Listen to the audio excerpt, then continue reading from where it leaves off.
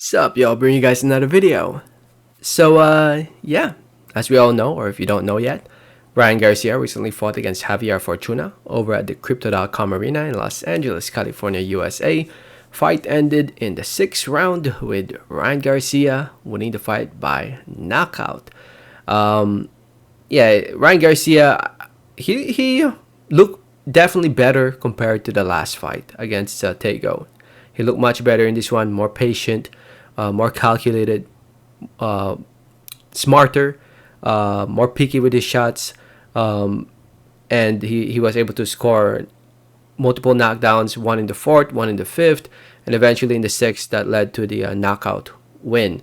Um, and as expected, Ryan Garcia was expected to win this fight, especially since this fight was at 140 pounds. Like I said before in previous videos, in the previous video talking about this fight, I honestly did not know this fight was at 140. And in my opinion, that gave Ryan Garcia an advantage. And, he won this fight as expected. It would have been more impressive if it were last year, because if you guys remember, this fight was supposed to take place last year, but it didn't. Jojo Diaz replaced Ryan Garcia. Jojo Diaz ended up fighting and beating Javier Fortuna, and that was at 135 pounds. If this was last year, yeah, it would have been more impressive from Ryan Garcia, but obviously that was not the case. And Ryan Garcia did his thing. He got the win, and now he improves to 23-0, remaining undefeated. 19 wins coming by way of knockout or TKO. And now he wants to stay at 140. He wants to stay at 140. He wants to fight Tank Davis at 140. It looks like he probably can't make 135 anymore. I mean, his last fight against Tego was at a catch weight at 138. Or what was it? Yeah, it was like he weighed in at 138 and 3/4 in that fight. So it looks like he's not gonna try to make 135 anymore. And he made it very clear after this fight and in the post-fight interviews that he wants to fight Tank at 140 pounds. He keeps calling out Tank, but I don't know if it can happen. I don't know if it will happen. I don't know what's the situation with Tank right now. Is he really still with Mayweather Promotions or not? What's going on with that situation there? Will it ever actually happen with the networks, the Zone and Showtime being involved?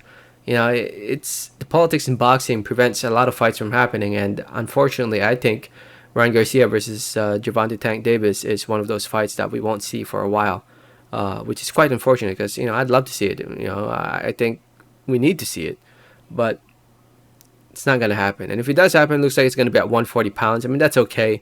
Tank fought at 140 before, but it would have been better. It would be better if it was at 135, honestly, in my opinion. But it is what it is. If he can't get the Tank fight, if we look at the 140-pound division, Josh Taylor was the main man, but then he lost. He won in a very controversial fight against Jack Catterall in a fight where a lot of people, including myself, thought Catterall should have won. But it is what it is.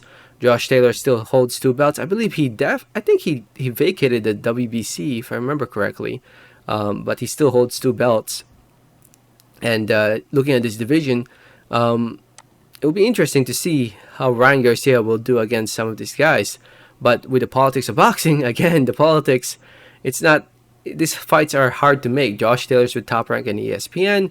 Regis Prograis, he is with Probellum, and right now, not many promoters are really willing to work with Probellum, because Probellum is linked with Daniel Kinahan, who is a mob boss, drug dealer who is wanted by the United States of America. So I don't know, Prograis' relationship with Probellum, if he's even linked with Daniel Kinahan, who knows? Ramirez and Zebeda are with Top Rank. Catterall, I don't know what's his situation right now, his management situation. He was with MTK Global, but I'm not sure.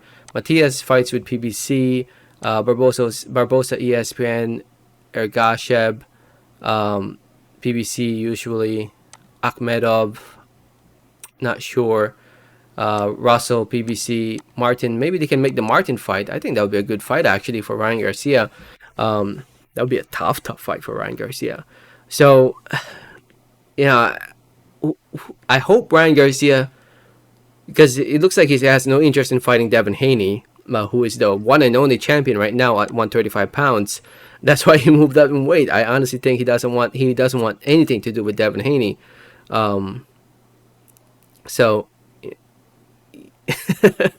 so we'll see. We'll see what Ryan Garcia decides to do or what Golden Boy has plans for him. Because a lot of these fights are tough fights to make, man. I mean, they are. I mean, they were able to make this fight with Javier Fortuna, who is with Samson Lukowicz, who works very closely with PBC and Showtime. They were able to make it happen. So if they were able to make this fight happen, I'm sure they can make some fights happen. Hopefully.